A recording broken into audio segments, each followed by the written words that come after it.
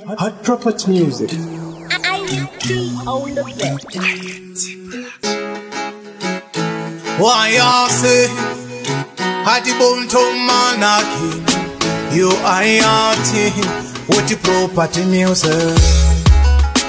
Uri Mumuhanama Indiwe mbavu yangu ndokataka mtoro wangu dali ndino dadane mashoko times wate kudonziyo usati wa indamiriyo ikosina uchandi daswa kangangava kura mwana mafungiro kura mwana shavakunda kudaiso chino siva kuti wave baba vemusha kura mwana mafungiro kura mwana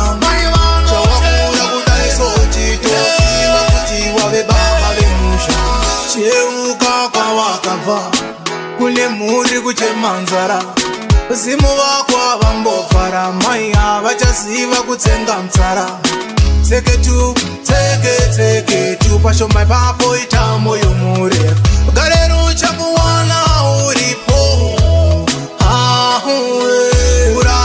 kura mwana mafungiro kura mwana zvavakura kudaiso chitoziva kuti wave baba vemusha kura mwana mafungiro kura mwana zvavakura kudaiso chitoziva kuti wave baba vemusha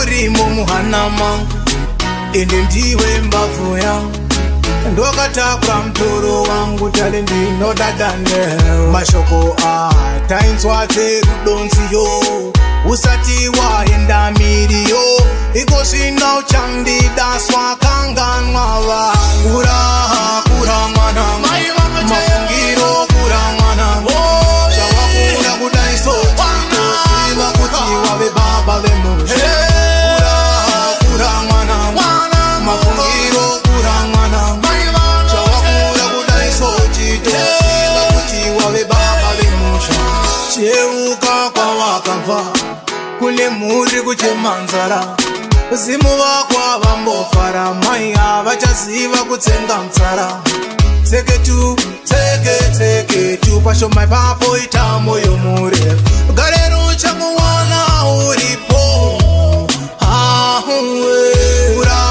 kura mwana mafungiro kura mwana zvavakura kudaiso chitoziva kuti wave baba vemusha kura mwana mafungiro kura mwana zvavakura kudaiso chitoziva kuti wave baba vemusha. Zim Daily Upload.